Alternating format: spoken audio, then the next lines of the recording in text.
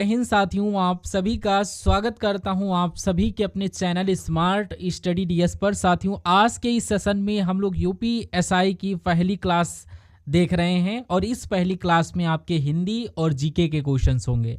आप चेक करिएगा कि कितनी आपकी तैयारी हो चुकी है, यानी हिंदी के सेक्शन में कितने क्वेश्चंस आप लोग बिल्कुल करेक्ट कर लेते हो। तो आपका जो ऑफिशियल सिलेबस है यूपीएसआई का, उस ऑफिशियल सिलेबस में हिंदी के सेक्शन में जितने टॉपिक्स हैं उन सभी टॉपिक्स से इंपॉर्टेंट क्वेश्चन लिए गए। तो आप चेक करिएगा वो टॉपिक्स आपको मालूम है क्या, उन टॉपिक्स के से संबंधित क्वेश्चन आप सभी लोग कर पाते हो या नहीं। अगर कर लेते हो तो बहुत अच्छी बात है। यहाँ पर हम सबसे पहले हिंदी के इंपॉर्टेंट क्वेश्चन देखेंगे, देन आफ्टर जीके जीएस के, और अंत में आप बताइएगा कि आपका स्कोर कितना रहा। अगर आपको कोई प्रॉब्लम होती कोई बात नहीं, आज से सारी की सारी क्लासेस आपकी स्टार्ट हो रही हैं अपने YouTube platform smart study DS पर। आप उनको वॉच करिए और बूंद बूंद से घड़े को अपने भरिए और अपने एग्जाम को प्रिपेयर करिए। तो आज का अपना पहला क्वेश्चन आपकी स्क्रीन पर देखिए क्या कह रहा है। आप सभी लोग क्वेश्चन को देखिए एक बार। कह रहा राज्यपाल में कौन सी संज्ञा है। तो यहाँ पर राज्यपाल की जब बात की जाती है तो यहाँ पर आपकी जातिवाचक संज्ञा है। आंसर जिनका बी है तो बिल्कुल सही है। अब यहाँ पर कह रहा कोई आ रहा है, इस वाक्य में कोई जो शब्द है ये एक कैसा सर्वनाम है। क्या एक अनिश्चयवाचक सर्वनाम है, निश्चयवाचक है, या संबंधवाचक या निजवाचक। तो मैं कहूँगा यहाँ पर ये अनिश्चयवाचक है। कोई आ रहा है, पता नहीं कौन आ रहा है, कोई शब्द ये रिप्रेजेंट कर रहा है अनिश्चयवाचक सर्वनाम के अंतर्गत। अब यहाँ पर कह रहा निम्नलिखित वाक्यों में से अकर्मक क्रिया वाला वाक्य आपसे पूछा जा रहा है। कह रहा शिशु सो रहा है, बालक खेल रहा है, छात्र पढ़ रहा है और छात्रा लिख रही हैं। तो यहाँ पर शिशु सो रहा है, ये कैसा वाक्य हो जाएगा, अकर्मक क्रिया वाला वाक्य हो जाता है। देन आफ्टर आप लोग देखिए विशेषण शब्द जिस संज्ञा या सर्वनाम की विशेषता बताते हैं उनको हम लोग क्या कहते हैं, उसे हम लोग विशेष्य कहते हैं। जैसे मान लीजिए एक हमेशा एग्जाम्पल आप सभी के लिए, जैसे कि यहाँ पर मोटा आदमी। तो यहाँ पर अगर बात की जाए जिन शब्दों से विशेषता बताई जाती है वो विशेषण होते हैं, तो ये तो विशेषण शब्द हो जाएंगे। लेकिन जिस शब्द की विशेषता बताई जाती है वो आपके क्या हो जाते हैं, विशेष शब्द कहलाते हैं। तो विशेषण शब्द जिस संज्ञा के सर्वनाम की विशेषता बताते हैं, जिस संज्ञा या सर्वनाम की विशेषता बताते हैं उनको विशेष्य कहा जाता है। आंसर ऑप्शन नंबर बी के साथ। उसके बाद कह रहा है यहाँ पर कॉफ़ी में कौन सा विशेषण है। तो यहाँ पर अभी हमें पता नहीं, कह रहे हैं कि ये कॉफ़ी है, बहुत है, तो ये एक तरीके से अनिश्चित परिमाणवाचक विशेषण के अंतर्गत आता है। आंसर अगर ऑप्शन नंबर बी के साथ है देन आफ्टर करेक्ट। आप मुझसे पहले आंसर देने की कोशिश करिए। यहाँ पर निम्नलिखित में से अघोष वर्ण कौन सा है। तो यहाँ पर आ, जा, हा, सा। तो यहाँ पर सा वर्ण जो है इसमें घोष नहीं उत्पन्न हो रहा है, कंपन नहीं उत्पन्न हो रहा है, तो ये एक आपका कैसा अघोष वर्ण के अंतर्गत आएगा।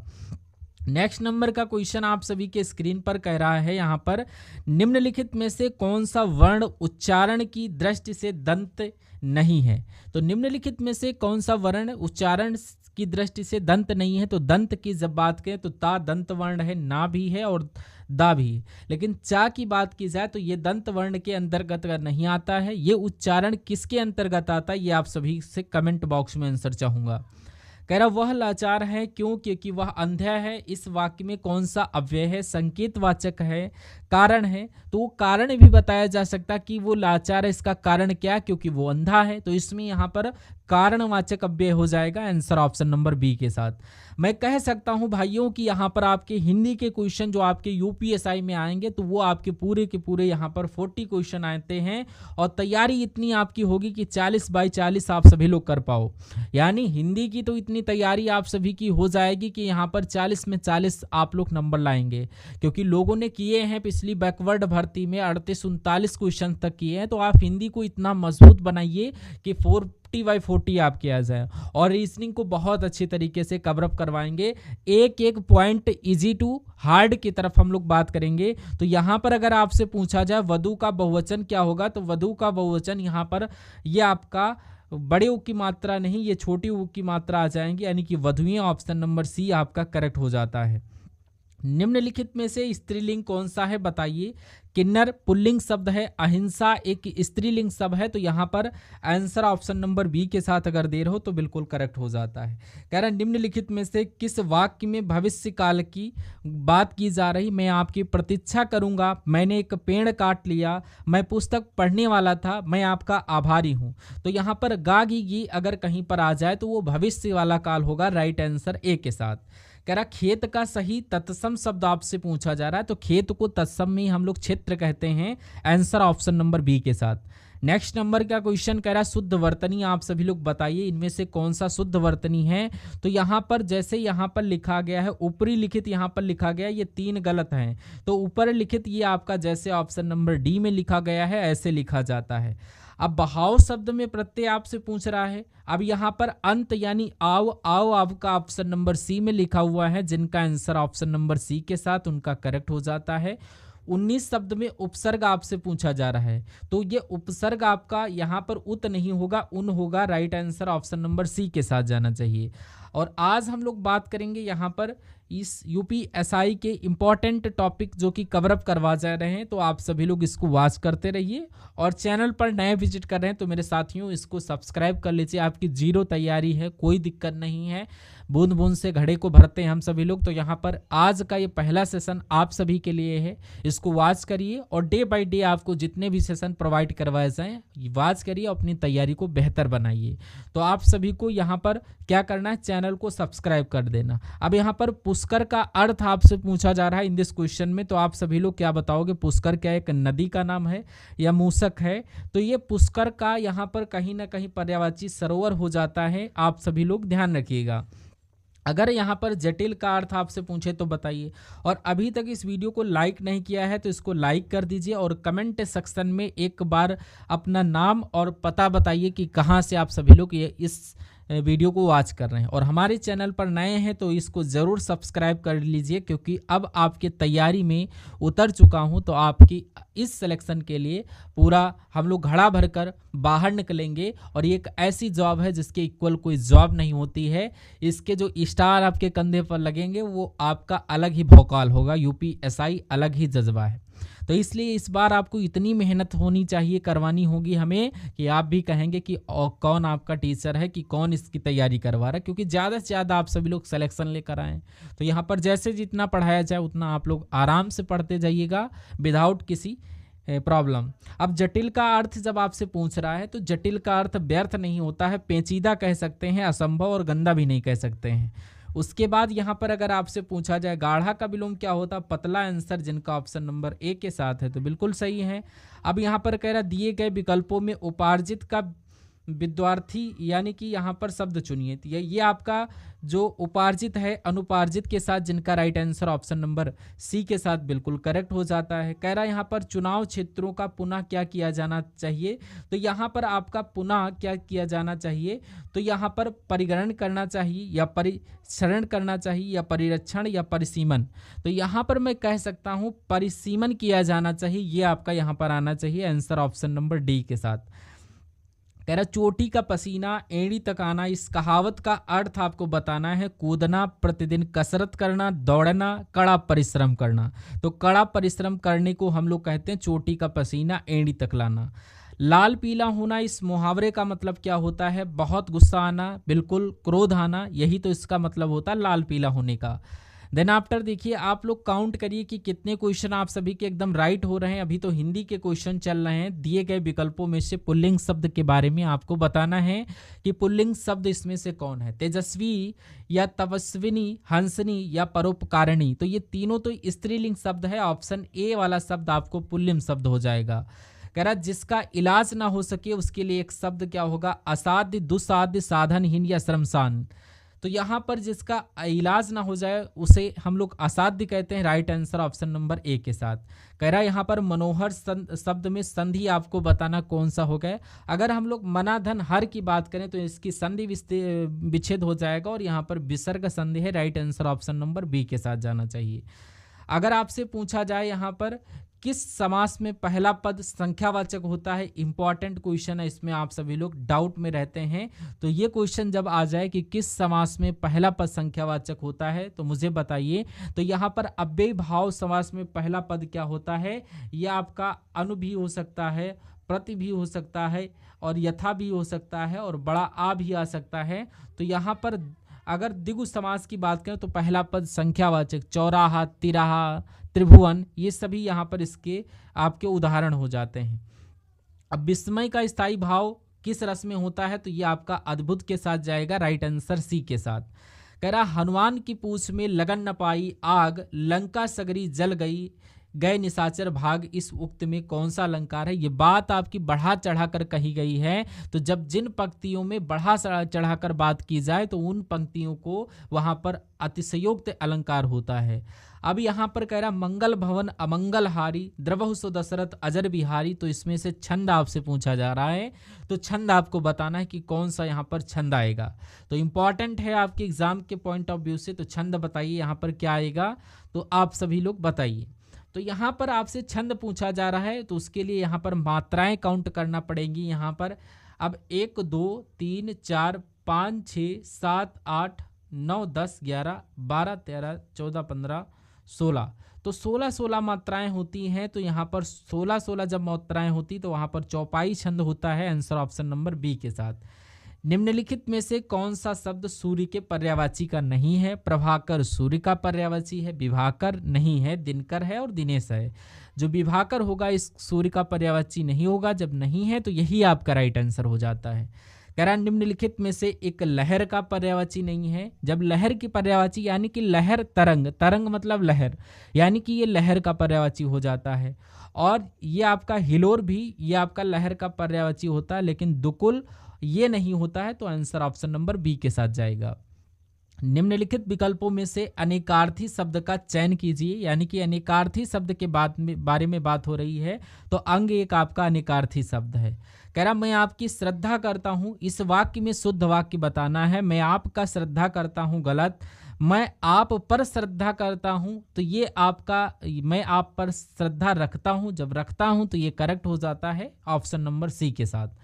कह रहा उपात्यका का अर्थ क्या है? ये बहुत पूछा जाता है। तो ये अगर इसकी हम लोग बात करें तो सूर्य जिस पर्वत के पीछे निकलता है तो उसको उपत्यका कहते नहीं, प्राणियों के पेट नहीं, ये पर्वत के पास की भूमि को कहा जाता है उपत्यका। ये बात आप सभी को याद रखना। आंसर ऑप्शन नंबर डी के साथ। अगर यहीं पर हम लोग कामायनी की बात करें तो कामायनी महाकाव्य के रचयिता कौन है? तो ये आपके जयशंकर प्रसाद जी हैं। आंसर ऑप्शन नंबर सी के साथ।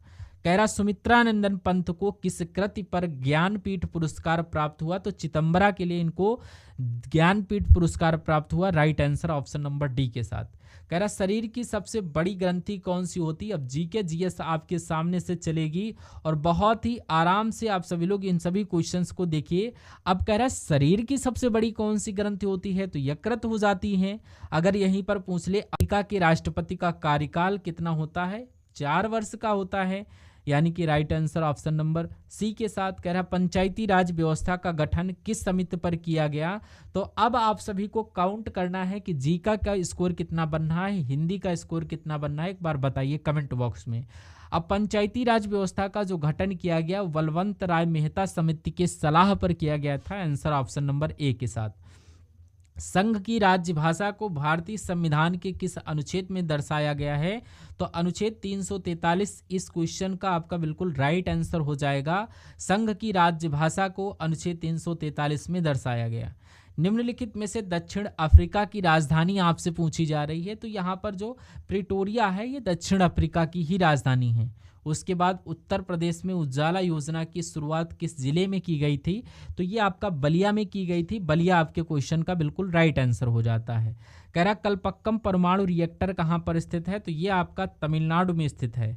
जितने भी सवाल मैं आपको करवा रहा हूं वो सभी के सभी आपके एग्जाम के पॉइंट ऑफ व्यू से एक्सपेक्टेड क्वेश्चन है, जो आपके एग्जाम में डायरेक्ट देखने को मिलेंगे।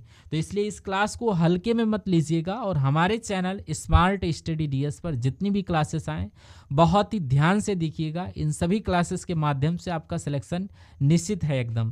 कह रहा भारत की एकमात्र महिला राष्ट्रपति कौन थी? अब तो एकमात्र नहीं रही, पहली अगर यहाँ पर आता कि एकमात्र को कट कर दीजिए, यानी कि यहाँ पर पहली महिला राष्ट्रपति आता तो यहाँ पर प्रतिभा देवी सिंह पाटिल आ जाता। अब यहाँ पर देखिए कह रहा है रेड डेटा सूची यहाँ पर किससे संबंधित है? तो ये आपका संकटापत्र पेड़ पौधों से नहीं, ये संकटापन्न जीवों के लिए जानी जाती है रेड डेटा सूची। अगला कह रहा है निम्नलिखित में से ग्रे भूरी क्रांति किससे संबंधित है? तो ये आपका उर्वरक उत्पादन से है। किससे? उर्वरक उत्पादन से। आंसर ऑप्शन नंबर सी के साथ। कह रहा अमेरिका और कनाडा को कौन सी रेखा अलग करती है? तो अमेरिका और कनाडा की जब बात की जाए तो 49वीं डिग्री चैनल ये अमेरिका और कनाडा को अलग करती है। राइट आंसर अगर ऑप्शन नंबर सी के साथ है, बिल्कुल करेक्ट है। निम्नलिखित में से किस पुस्तक का संबंध इंदिरा गांधी से है? तो इंदिरा गांधी से किसका संबंध है ये आपसे पूछा जा रहा है। यानी पुस्तक के लेखक यानी कि इंटरनल इंडिया नामक पुस्तक के लेखक यहाँ पर option number C Indira Gandhi है। राइट आंसर जिनका ऑप्शन नंबर सी के साथ है तो बिल्कुल सही हो जाएगा भाई, बहुत बढ़िया, very good class. Bhopal gas त्रासदी में कौन सी गैस लीक हो जाने के कारण कई लोगों की जान चली गई थी? तो यहाँ पर आइसोसाइनेट गैस की बात चल रही है। तो right answer option number C आप सभी का जाएगा। उत्तर प्रदेश में कुल आबाद गांवों की संख्या कौन सी है? तो यहाँ पर आपके 97,607 है। आंसर ऑप्शन नंबर सी के साथ। कह रहा है राष्ट्रीय सोयाबीन अनुसंधान केंद्र कहाँ पर स्थित है? तो ये आपका इंदौर में स्थित है। Right answer option number A के साथ जाना चाहिए। राष्ट्रीय सोयाबीन अनुसंधान केंद्र स्थित है। कह रहा अमीर खुसरो की अगर बात करें तो इनका जन्म कहाँ पर हुआ था? आपसे पूछा जा रहा है। तो इनका जन्म आपका Kasganj. Right answer option number A के साथ। कह रहा भारत के राष्ट्रपति के द्वारा राज्यसभा में कितने सदस्यों को मनोनीत किया जाता है? तो ये 12 सदस्यों को मनोनीत किया जाता है, जिनका आंसर ऑप्शन नंबर ए है, तो बिल्कुल करेक्ट है। अगला कह रहा है यहाँ पर विटामिन बी की अगर बात करें तो विटामिन बी का यहाँ पर इसकी जो कमी से कौन सा रोग हो जाता है? तो यहाँ पर बेरी हो जाता है। Right answer option number C हो जाता है। अगर आपसे पूछ ले यहाँ पर दुधवा नेशनल पार्क कहाँ है? तो ये आपका Uttar Pradesh. Right answer option number B के साथ। कह रहा भूकंप की तीव्रता किससे मापी जाती है? तो ये आपका बैरोमीटर या रिक्टर स्केल, हाइग्रोमीटर या लैक्टोमीटर। तो मैं कहूँगा रिक्टर स्केल के द्वारा यहाँ पर भूकंप की तीव्रता नापी जाती है। पूर्ण स्वराज का प्रस्ताव कांग्रेस के किस अधिवेशन में लाया गया था? तो ये आपका लाहौर अधिवेशन में लाया गया था। Right answer option number B के साथ। उसके बाद यहाँ पर देखिए कह रहा विश्व रेड क्रॉस दिवस की अगर बात की जाए तो ये कब मनाया जाता है? तो विश्व रेड क्रॉस दिवस ये आपका 8 मई को मनाया जाता है, इसलिए आंसर ऑप्शन नंबर ए के साथ। अगला देखिए कह रहा रंगास्वामी कप किस खेल से संबंधित है? तो रंगास्वामी जो कप की बात करें तो ये क्रिकेट खेल से संबंधित है। Right answer option number A के साथ। यहाँ पर कह रहा है कि भारत में काजू का सबसे बड़ा उत्पादक राज्य कौन सा रहा है? तो काजू का जब पूछा जाए तो यहाँ पर किस राज्य की बात चल रही है? तो केरल की बात चल रही है। काजू का सबसे बड़ा उत्पादक राज्य केरल है। अगर कहे यहाँ पर कपास जो है ये तंतु किससे प्राप्त होता है? ये फलों से प्राप्त होता है, तो फल आपका राइट आंसर हो जाता है। अगले नंबर का क्वेश्चन करा मनुष्य का सामान्य रक्तचाप कितना होता है? तो ये आपका कितना 120/80 होता है। Right answer option number B जिनका है बिल्कुल करेक्ट हो जाता है। गीता रहस्य पुस्तक के लेखक कौन है? इस पुस्तक की अगर बात की जाए तो बाल गंगाधर तिलक जी इस पुस्तक के लेखक हैं, गीता रहस्य नामक पुस्तक के। कह रहा निम्नलिखित में से एसएमएस की अगर बात की जाए इसका फुल फॉर्म आपसे पूछा जा रहा है। तो ये आपका शॉर्ट मैसेजिंग सर्विस या शॉर्टकट मैसेज सर्विस या सुपर मैसेज सर्विस या स्पेशल मैसेज सर्विस। तो यहाँ पर शॉर्ट मैसेजिंग सर्विस ये आपका एसएमएस का फुल फॉर्म हो जाएगा। कह रहा है मलेरिया की दवा कुनैन किससे प्राप्त होती है? तो मलेरिया की दवा कुनैन जो है ये आपका जो सिनकोना का पौधा होता है उससे प्राप्त होती है। तो ये ऑप्शन नंबर बी आपके क्वेश्चन का राइट आंसर हो जाता है। आपसे पूछा जा रहा है कि यहाँ पर अगर बात करें उत्तर प्रदेश की, यहाँ पर बात आ चुकी है कि उत्तर प्रदेश में इलाहाबाद उच्च न्यायालय की स्थापना किस वर्ष की गई थी? ये इंपॉर्टेंट क्वेश्चन है, आप सभी को बताना है ये कब और किस वर्ष में हुई थी। तो इस क्वेश्चन का राइट आंसर किसके साथ जाना चाहिए? आप सभी लोग ध्यान से देखिए और बताइए। क्या पूछा जा रहा है कि इलाहाबाद उच्च न्यायालय की स्थापना कब की गई थी, बताना है। तो ये आपका 1866 में की गई थी।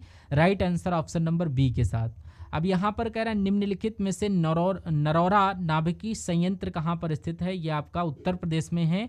अगला क्वेश्चन कह रहा है 1942 भारत छोड़ो आंदोलन के समय भारत में ब्रिटिश वायसराय कौन था, तो वो आपके लॉर्ड वेवल थे। Right answer option number B के साथ जाना चाहिए, जो कि लॉर्ड वेवल जी थे। निम्नलिखित में से शारदा अधिनियम किससे संबंधित है, तो शारदा अधिनियम की अगर बात करें तो ये बाल विवाह नियंत्रण से संबंधित है। Right answer option number C के साथ। ग्राम पंचायत के सदस्य चुने जाने की न्यूनतम आयु कितनी होती है, तो ये आपकी 21 वर्ष की होती है। Right answer option number D के साथ।